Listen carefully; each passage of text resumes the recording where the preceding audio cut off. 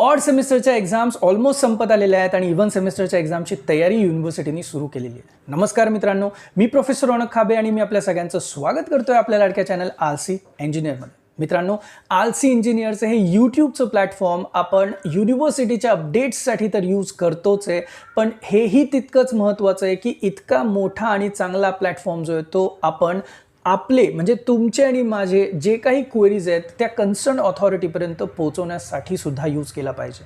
आणि आज म्हणूनच मी 5 महत्त्वाचे मुद्दे तुमच्यासमोर घेऊन आलेलो आहे. मित्रांनो, जर चॅनलवर नवीन असाल किंवा अजूनसुद्धा सबस्क्राईब केलं नसेल तर प्लीज प्लीज प्लीज चॅनलला सबस्क्राईब नक्की करा.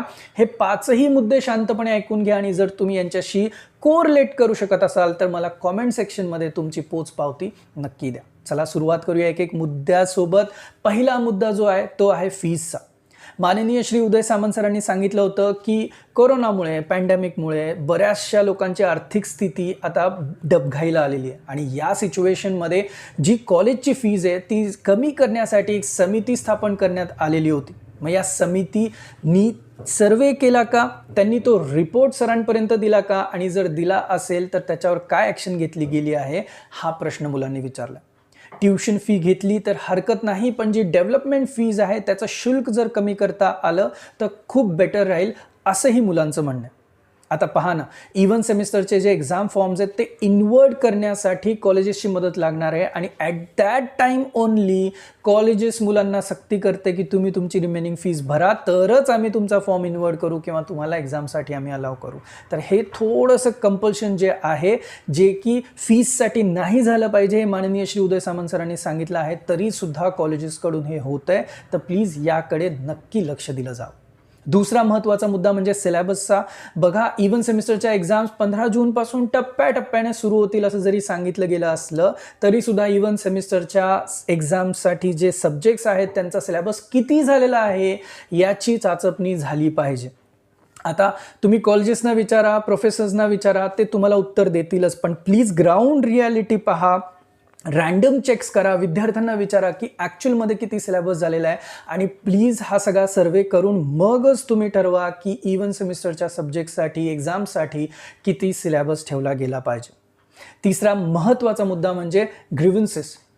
मुलांनी ऑड सेमिस्टरसाठी जे ग्रीव्हन्सेस दिले होते त्या ग्रीव्हन्सेस नंतर जी री एक्झाम होणार आहे असं सांगितलं गेलं होतं, त्या री एक्झामचा मेसेज अजूनसुद्धा मुलांना आलेला नाही आहे. आता 4 लोकांची टीम होती जे की सॉर्ट करत होती कुठले ग्रीव्हन्सेस री एक्झामसाठी व्हॅलिड आहे. तर हे ऑलमोस्ट काम नक्कीच झालं असेल तर प्लीज प्लीज जर झालं असेल तर री एक्झामचे SMS पटकन पाठवा. त्याचं कारण असं आहे की जर 15 जूनपासून इव्हन सेमिस्टरच्या एक्झाम सुरू होणार असतील तर या ऑड सेमिस्टरच्या एक्झाम्स पटकन संपणं जे ते मुलांच्या हिशोबाने पण तितकंच महत्त्वाचं आहे. चौथा महत्त्वाचा मुद्दा म्हणजे बघा, सुरुवातीला बऱ्याचशा विद्यार्थ्यांना अनफेअर मार्क्सचा रिमार्क आला होता.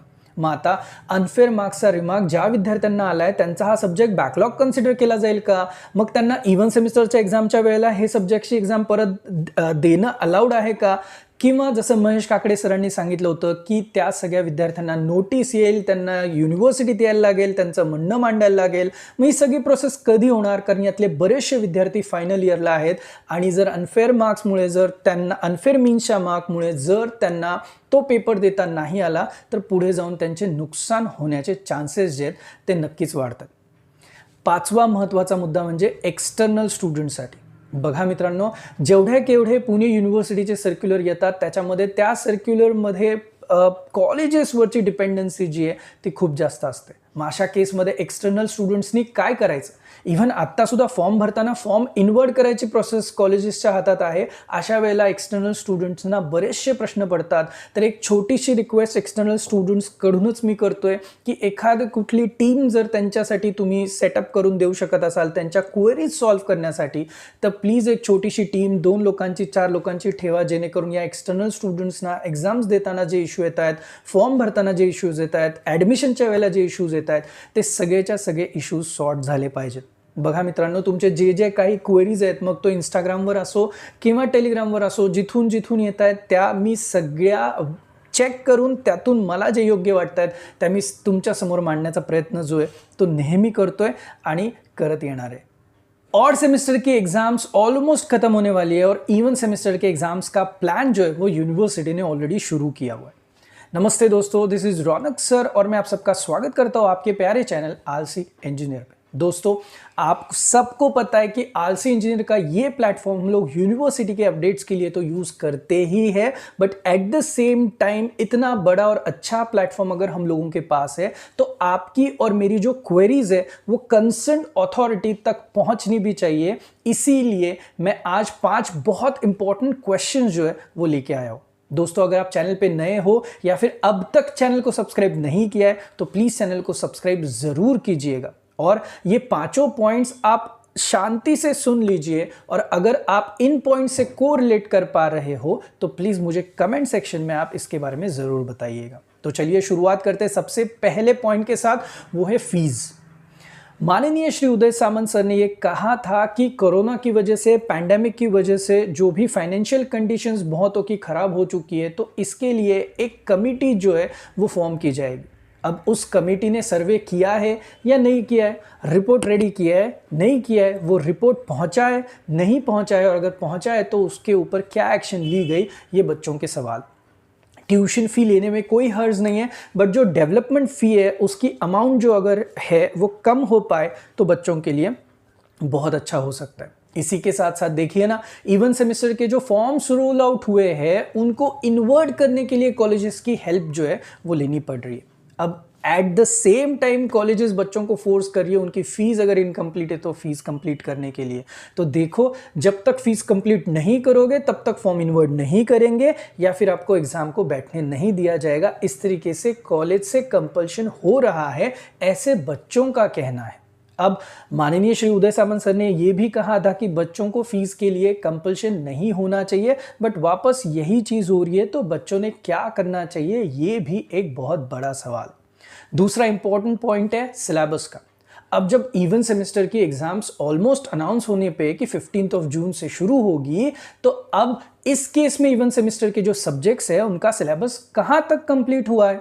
तो आप कॉलेजेस को पूछो, प्रोफेसर्स को पूछो, but at the same time ground reality भी चेक करो, रैंडम चेक्स करो, बच्चों को पूछो, स्टूडेंट्स को पूछो, और फिर चेक करो कि एक्चुअल में रियलिटी में कितना सिलेबस सिखा के कंप्लीट हुआ है। और उसी के हिसाब से इवन सेमेस्टर का जो भी आप सिलेबस सेट करोगे, तब आप इस चीज का ख्याल जो है वो जरूर रखिएगा। तीसरा इंपॉर्टेंट पॉइंट है ग्रीवेंसेस और री एग्जाम का। बच्चों ने जो ग्रीवेंसेस दिए थे उसके लिए 4 लोगों की कमिटी थी, जो कि टीम थी, जो कि चेक कर रही थी कि कौन से ग्रीवेंसेस री एग्जाम के लिए अप्लाई किए जा सकते हैं। तो अब इतने दिन हो चुके तो वो री एग्जाम के एसएमएस अब तक बच्चों को नहीं आए हैं। अगर अब इवन सेमेस्टर आप शुरू करने पे हो तो और सेमेस्टर की री एग्जाम जो है वो जल्द से जल्द होनी चाहिए, तो उसके इंटीमेशन एसएमएस जो है वो जल्द से जल्द आए, ऐसा बच्चों का कहना है। चौथा इंपॉर्टेंट पॉइंट है अनफेयर मीन्स का। बच्चों को जो अनफेयर मीन्स के रिमार्क्स आए हैं, उन बच्चों के लिए क्या ये सब्जेक्ट बैकलॉग कंसिडर किया जाएगा? क्या वो इवन सेमेस्टर के एग्जाम के टाइम पे ये सब्जेक्ट वापस दे सकते हैं, या फिर जैसे महेश काकड़े सर ने बोला था कि उनको नोटिस आएगी, उनको यूनिवर्सिटी आना पड़ेगा, उनका कहना जो है वो सबके सामने रखना पड़ेगा। तो एक्चुअल में क्या करना है, इस चीज के बारे में जिन जिन लोगों को अनफेयर मीन्स के रिमार्क आए वो लोग कंफ्यूज्ड है। तो प्लीज इसके बारे में थोड़ी और क्लैरिटी मिले तो बहुत सही रहेगा। एंड मेरा लास्ट पॉइंट है एक्सटर्नल स्टूडेंट्स के लिए।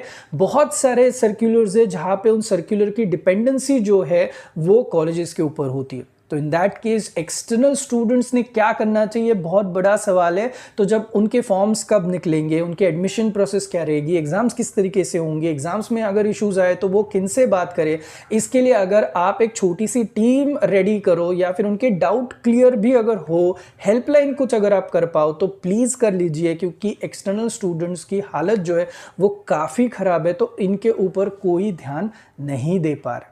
दोस्तों, इसी के साथ साथ इंस्टाग्राम हो, टेलीग्राम हो, जितने जितने मेरे पॉइंट्स मैंने आपको बताए ये सारे बच्चों की तरफ से आ रहे हैं और मैं वो बताने की कोशिश यहाँ पे कर रहा हूँ और आगे भी मैं करता रहूँगा। तो चलिए मिलते अभी नेक्स्ट वीडियो के लिए, तब तक के लिए थैंक यू सो मच।